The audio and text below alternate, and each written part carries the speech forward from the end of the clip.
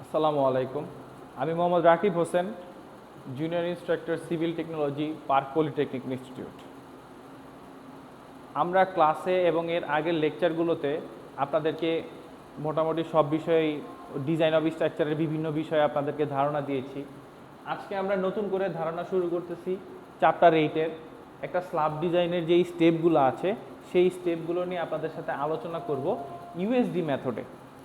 আমরা আগে সপ্তম অধ্যায়ে ডাব্লিউএসডি করেছিলাম, যার ফুল নেম হচ্ছে ওয়ার্কিং স্ট্রেস ডিজাইন। আজকে আমরা করব ইউএসডি মেথড, যা হচ্ছে ultimate strength design. Ultimate strength design, working stress design এবং আলটিমেট স্ট্রেংথ ডিজাইন। তো এই আলটিমেট স্ট্রেংথ ডিজাইনে আমাদের মোটামুটি 10টা ধাপ কমপ্লিট করতে হয় প্রথম থেকে শেষ পর্যন্ত একটি বিম ডিজাইন করার জন্য।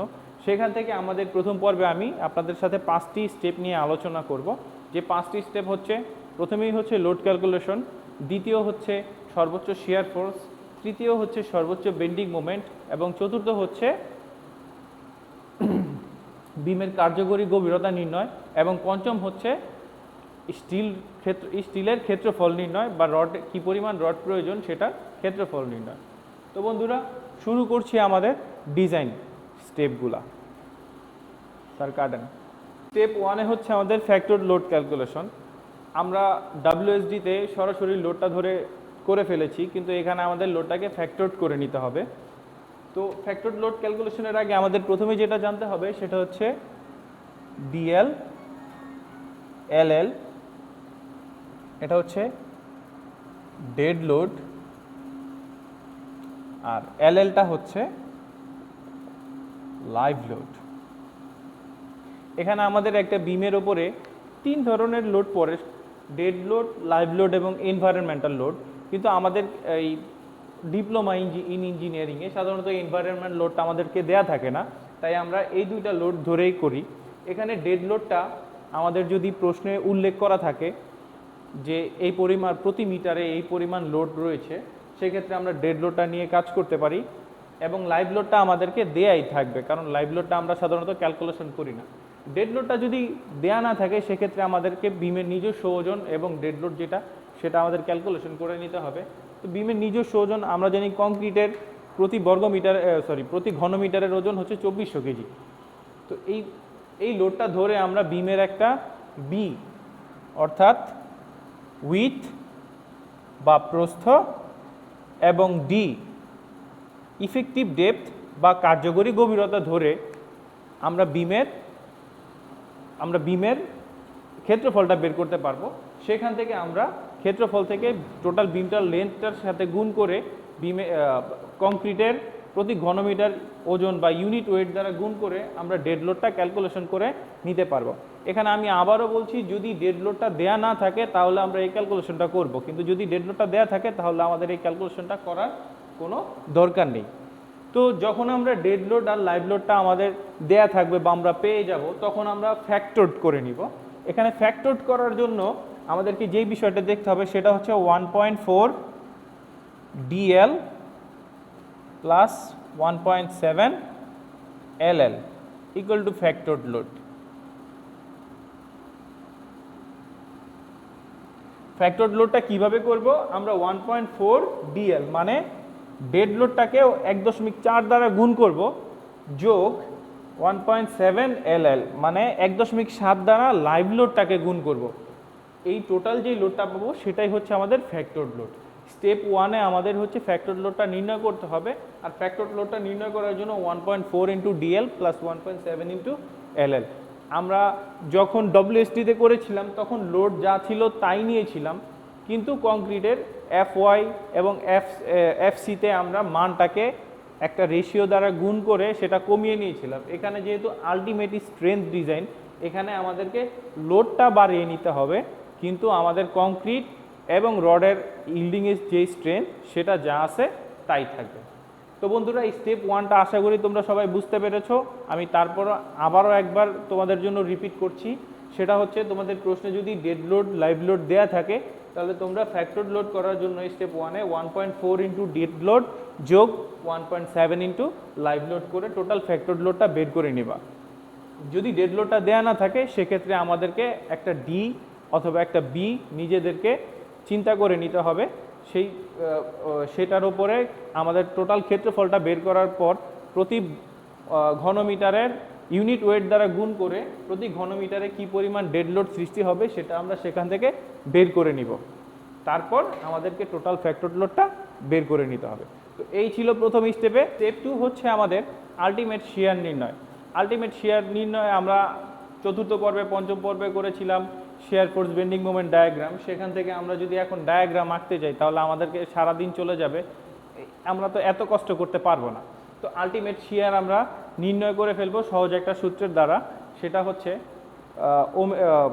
হচ্ছে যেই লোডটা থাকবে এই লোডটাকে আমরা একটা কোএফিশিয়েন্ট দ্বারা ভাগ করে আলটিমেট শিয়ারটা বের করে ফেলবো। এখানে কথা হচ্ছে যে আমাদের বিমটা কি ধরনের হবে, আমাদের বিমটা কি সাধারণভাবে স্থাপিত হবে, নাকি আমাদের বিমটা কন্টিনিউয়াস বিম হবে, নাকি আমাদের বিমটা ক্যান্টিলিভার হবে। তো আমি যদি দেখি সাধারণভাবে স্থাপিত বিম,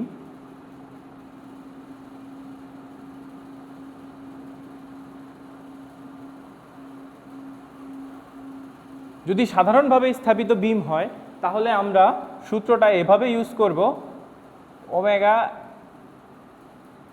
এল divided by 2, omega L divided by 2।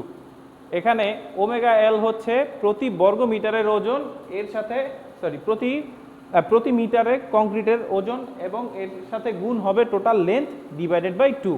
মানে টোটাল যেই লোডটা আছে আমাদের বিমে, টোটাল যেই লোডটা পড়বে তাকে 2 দ্বারা ভাগ করতে হবে। এখানে আমরা যখন ফ্যাক্টর লোড করি তখন আমাদেরকে লোডটা দেখতে হবে যে আমরা কি পরিমাণ লোডটা আমরা লোডটা কি ধরে নিচ্ছি, আমরা কি প্রতি মিটার প্রতি নিচ্ছি, নাকি আমাদের টোটাল লোডটা দেওয়া আছে। তো যদি টোটাল লোডটা দেওয়া থাকে সেক্ষেত্রে আমাদেরকে লিখতে হবে W divided by 2, W divided by 2। কিন্তু যদি প্রতি মিটারে যদি বলা থাকে প্রতি মিটারে এত কেজি লোড আছে তাহলে সেক্ষেত্রে আমাদেরকে ওমেগা এল ডিভাইডেড বাই 2 করে নিতে হবে। এরপর আসেন যদি আমাদের কন্টিনিউয়াস বিম থাকে, তো কন্টিনিউয়াস বিমের ক্ষেত্রে আমাদেরকে সাধারণত কি হবে যে দুইটা কন্টিনিউয়াস বিমের দুইটা পার্ট থাকে, একটা হচ্ছে অবিচ্ছিন্ন প্রান্ত, একটা হচ্ছে বিচ্ছিন্ন প্রান্ত। তো অবিচ্ছিন্ন প্রান্তের জন্য কন্টিনিউয়াস বিম বা ধরি আংশিক অবিচ্ছিন্ন বিম,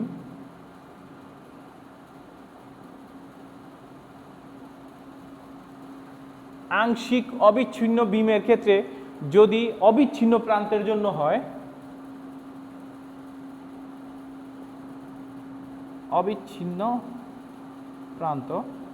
অবিচ্ছিন্ন প্রান্তের জন্য আমাদেরকে এখানে দিতে হবে 0.6 ওমেগা এল, 0.6 ওমেগা এল।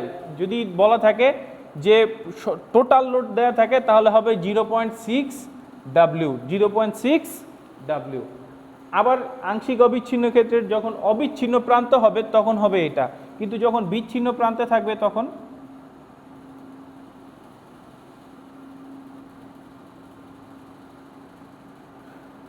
বিচ্ছিন্ন প্রান্তে হবে তখন হবে 0.4 ওমেগা এল অথবা 0.4 ইন্টু ডাব্লিউ।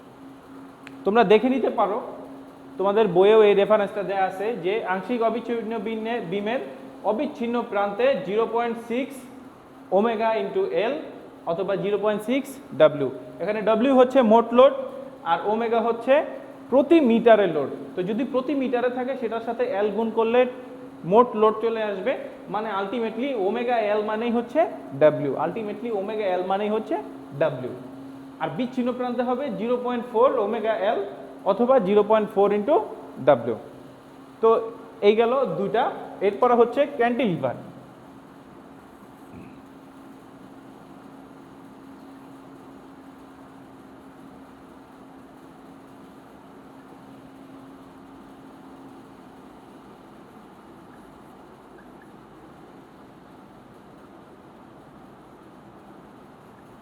ক্যান্টিলিভারের ক্ষেত্রে এখানে এই 2, 0.6, 0.4 এই ধরনের কোএফিশিয়েন্টগুলো থাকবে না। ক্যান্টিলিভারের ক্ষেত্রে সরাসরি থাকবে ওমেগা এল মানে হচ্ছে প্রতি মিটারে যে পরিমাণ লোড থাকবে তার সাথে গুণ হবে টোটাল দৈর্ঘ্য, অথবা টোটাল লোডটাই ক্যান্টিলিভারের ক্ষেত্রে সর্বোচ্চ শিয়ার হয়ে যাবে, এখানে আর দ্বিতীয় কোনো কথা থাকবে না। তো আমি তোমাদেরকে আরেকবার এই স্টেপটা রিপিট করছি, সেটা হচ্ছে আলটিমেট শিয়ার নির্ণয় করার জন্য আমাদেরকে বিমগুলো দেখতে হবে যে বিমটা আসলে কী ধরনের, বিমটা কি সাধারণভাবে স্থাপিত বিম, নাকি বিমটা কি কন্টিনিউয়াস বিম, বা নাকি বিমটা ক্যান্টিলিভার বিম। তো যদি সাধারণভাবে স্থাপিত বিম হয় সেক্ষেত্রে আমাদের সূত্রটা হবে ওমেগা এল ডিভাইডেড বাই 2, মানে হচ্ছে প্রতি মিটারে কি পরিমাণ লোড আছে তার সাথে গুণ হবে টোটাল দৈর্ঘ্যটা, কারণ তাতে কি হবে টোটাল লোডটা চলে আসবে, সেটাকে ভাগ করা হবে 2 দ্বারা, অথবা টোটাল লোডটা যদি আমরা প্রথম স্টেপে করে থাকি তাহলে তাকে ভাগ করতে হবে 2 দ্বারা। আংশিক অবিচ্ছিন্ন বিম, সেক্ষেত্রে অবিচ্ছিন্ন প্রান্তের জন্য হবে 0.6, আর ওখানে মোমেন্ট আমাদের লোডের জন্য আমরা আগে যা বলেছিলাম তাই, আর বিচ্ছিন্ন প্রান্তে হবে 0.4, এখানেও লোডের জন্য আমরা আগে যা বলেছিলাম তাই। ক্যান্টিলিভারের ক্ষেত্রে কোনো কোএফিসিয়েন্ট দ্বারা ভাগ হবে না বা কিছু দ্বারা গুণ হবে না, সরাসরি টোটাল যেই লোডটা, যদি প্রতি মিটারের লোডটা থাকে প্রতি মিটারের লোডের সাথে মিটারটা গুণ, অথবা টোটাল লোডটা যা হবে তাই হবে আমাদের ক্যান্টিলিভার বিমের ক্ষেত্রে সর্বোচ্চ শিয়ার। এই হচ্ছে দ্বিতীয় স্টেপ বা দ্বিতীয় ধাপটা এখানেই শেষ হচ্ছে। দ্বিতীয় স্টেপে গিয়েছিল আলটিমেট শিয়ার বা সর্বোচ্চ শিয়ার নির্ণয়। তৃতীয় স্টেপ হচ্ছে আলটিমেট মোমেন্ট বা সর্বোচ্চ মোমেন্ট নির্ণয়। সর্বোচ্চ মোমেন্টটা নির্ণয় করার জন্য আমরা আলটিমেট শিয়ারের মতোই 3টা সূত্রে যাব। 3টা সূত্র অ্যাকচুয়ালি এখানে 4টা সূত্র হবে টোটাল, ওই 3টার মতোই। তো প্রথমে যদি আমরা দেখি সাধারণভাবে স্থাপিত বিম, হ্যাঁ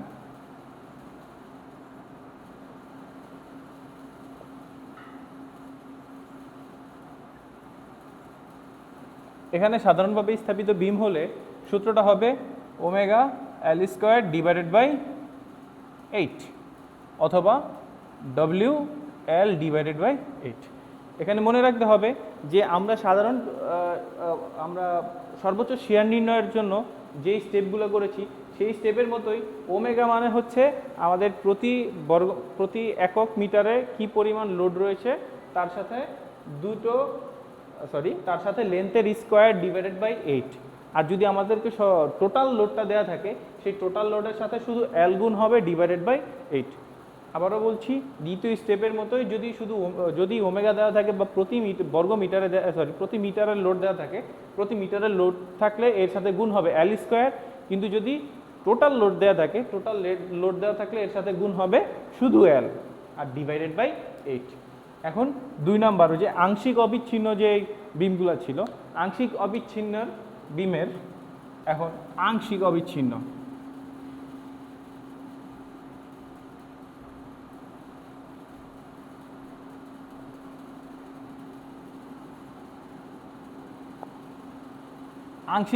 বিমের ক্ষেত্রে হবে omega L square divided by 10, omega L square divided by 10 অথবা ডব্লিউ এল ডিভাইডেড বাই 10।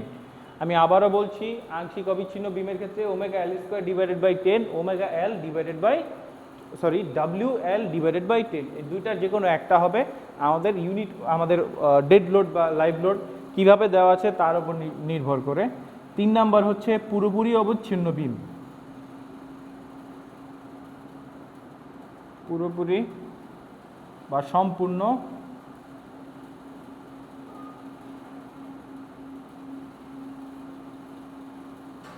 অবিচ্ছিন্ন বিম। সম্পূর্ণ অবিচ্ছিন্ন বিমের ক্ষেত্রে হবে omega L square divided by 12 অথবা ডব্লিউ এল ডিভাইডেড বাই 12। কোএফিসিয়েন্টগুলো সাধারণভাবে স্থাপিতের ক্ষেত্রে 8 দ্বারা ভাগ হবে, আংশিক অবিচ্ছিন্নের ক্ষেত্রে 10 দ্বারা ভাগ হবে, সম্পূর্ণ অবিচ্ছিন্ন বিমের ক্ষেত্রে 12 দ্বারা ভাগ হবে, এবং ক্যান্টিলিভারের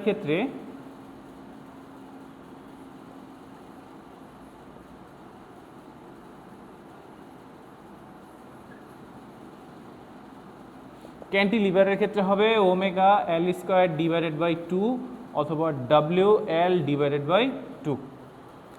দেখো, আমি আবারও এই স্টেপটা তোমাদের জন্য রিপিট করছি। আলটিমেট মোমেন্টের জন্য সাধারণভাবে স্থাপিত বিমের জন্য প্রয়োজন ওমেগা এল স্কোয়ার বাই 8, আংশিক অবিচ্ছিন্ন বিমের ক্ষেত্রে ওমেগা এল স্কোয়ার বাই 10, সম্পূর্ণ অবিচ্ছিন্ন বিমের ক্ষেত্রে omega L square by 12, cantilever বিমের ক্ষেত্রে ওমেগা এল স্কোয়ার বাই 2।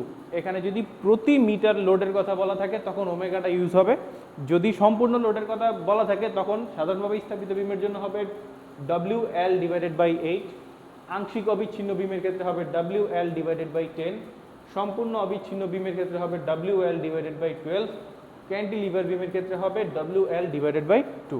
তো এখানে আমরা সর্বোচ্চ মোমেন্টটা পেয়ে যাব। সর্বোচ্চ মোমেন্টটা পেলে এই মোমেন্টটাকে আমাদের ডেপথ চেকে নিয়ে চতুর্থ স্টেপে ডেপথ চেকে নিয়ে আমাদের সেখান থেকে ইফেক্টিভ ডেপথটা বের করে নিতে হবে।